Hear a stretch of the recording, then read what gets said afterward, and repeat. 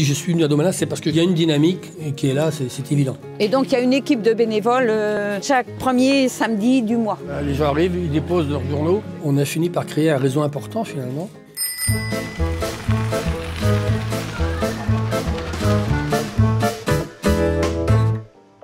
Bonjour, je m'appelle Claude, donc on a créé l'association il y a en gros 40 ans. Domalin Tiers-Monde. Alors cette association, on a démarré il y a 40 ans, elle est partie d'une idée simple à l'époque. On était parti du principe qu'on avait tous des boîtes à pharmacie qui contenaient donc des médicaments non consommés et qu'on mettait plus ou moins à la poubelle. On s'est dit c'est quand même une aberration. L'idée de départ c'était ça, c'était de vider les boîtes, les pharmacies qu'on a tous et puis de dire qu'est-ce qu'on va en faire, c'est quand même ballot, on ne va pas les mettre à la poubelle. Donc je m'appelle Victor Lemoine, je suis arrivé en 1965 à Domalin. Je suis secrétaire donc de l'association Domalin Tiers-Monde depuis 1985. L'association a été créée en 1983. C'est là qu'on a commencé la mise en place de cette collecte de médicaments qui était reconditionnée sous contrôle d'infirmières à partir d'un protocole mis en place avec un pharmacien et un médecin. Donc tout doucement, on a fait appel comme ça aux gens en leur disant si vous avez des médicaments, amenez-les. On a fini par créer un réseau important finalement. On a essayé à ce moment-là d'envoyer des médicaments à une sœur, une religieuse qui est originaire de Domalin, sœur Marie-Emmanuelle Elébeu, qui était infirmière à Madagascar, dans un gros village du nord-est de Madagascar, à Mandritsara. Elle était responsable d'un dispensaire, mais elle n'avait pas de médicaments. Donc on a décidé de lui envoyer, dans la mesure du possible, des médicaments.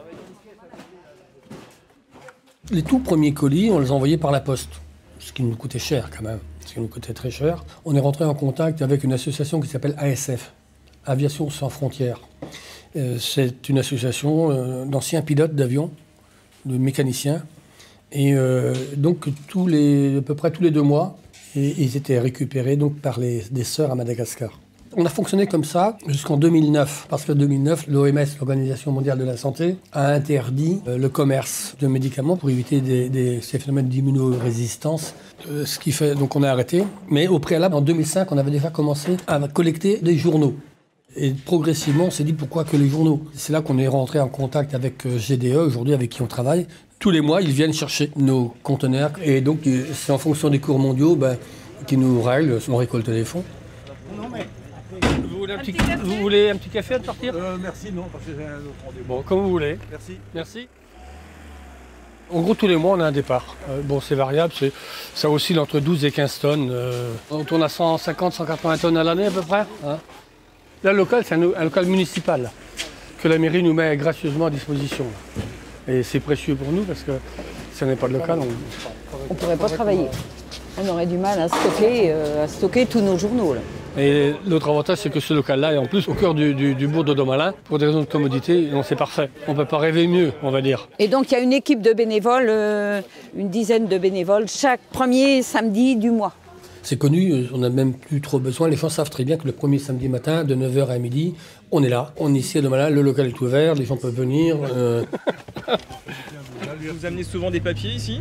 Une fois par mois à peu près, oui, ça dépend. Hein. C'est des journaux en fin de compte et puis les bouquins qu'on reçoit, donc on ramène ça là après. Quoi. Bonne journée. Bonne journée.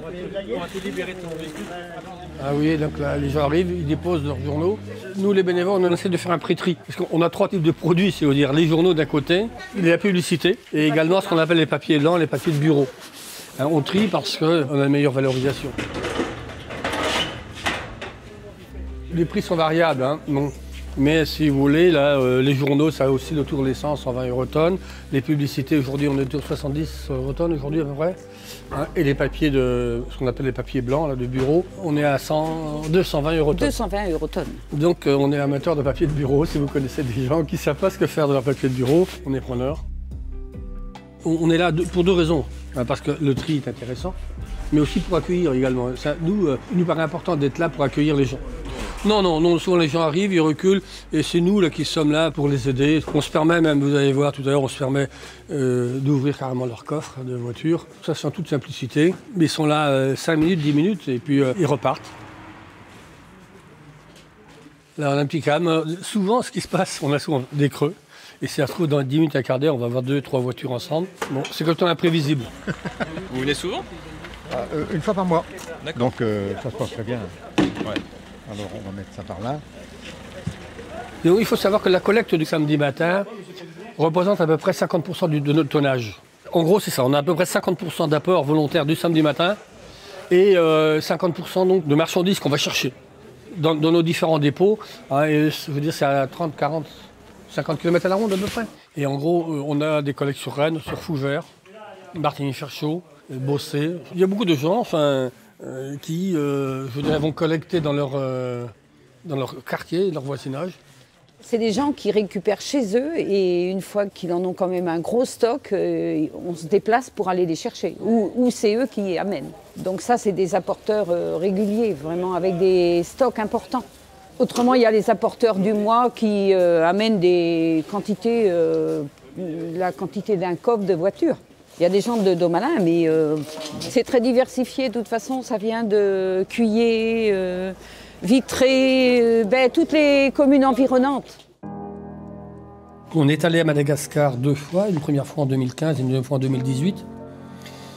Et c'est lors de notre voyage à Madagascar qu'on s'est aperçu qu'au lieu d'acheter des médicaments en France, il y avait une centrale d'achat à Madagascar qui pouvait nous approvisionner. Dans les 2 voyages, c'est la surprise. Quand on arrive sur le tarmac à Tana, on est dans un autre monde.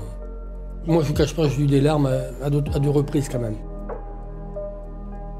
Je me rappelle d'avoir visité ce qu'on appelle, à Tananarive, le bidonville 67 hectares.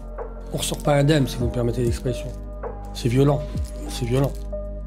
Il y a une misère considérable. Quand on voyait des enfants qui prenaient dans les poubelles des déchets pour pouvoir manger. Au départ, le premier voyage, c'était ça, c'était de dire on a des amis, on va les voir, parce qu'on savait très bien que les sœurs avec qui on travaillait faisaient un travail sérieux. C'est au cours du premier voyage, la sœur me dit, l'évêque de Moronda nous a sollicité pour mettre en place un dispensaire au sud-ouest. Il dit nous, on veut bien, mais on n'a pas de moyens. On était là, on a dit écoutez les sœurs, on y mettra le temps, mais on va vous le construire. En fonction des chèques qu'on envoyait. Donc ce bâtiment est sorti progressivement. Et je leur avais dit, on y va, et quand il sera construit, on reviendra pour l'inaugurer. Et de fait, on est retourné en 2018. Donc cette deuxième opération que j'avais mis en place, c'était donc pour l'inauguration de ce dispensaire qui est dans la fameuse allée des baobabs. L'image qu'on a tous de Madagascar, ces fameux baobabs, c'est vrai que c'est magnifique. C'est magnifique. Je veux dire, la porte d'entrée est magnifique, mais quand vous avez passé ça, quand vous êtes là dans la brousse, vous avez une autre réalité. Ce dispensaire, il faut reconnaître que les premières semaines, les premiers mois, fonctionnaient lentement ou difficilement, parce que les gens n'étaient pas habitués. Les femmes surtout, il était inconcevable d'aller accoucher dans un dispensaire.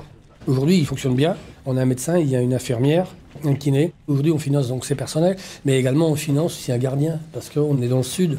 Et le sud de Madagascar, il y a de la violence, il y a du vandalisme. Si vous voulez un petit café pour vous réchauffer, et un petit gâteau, c'est toujours possible.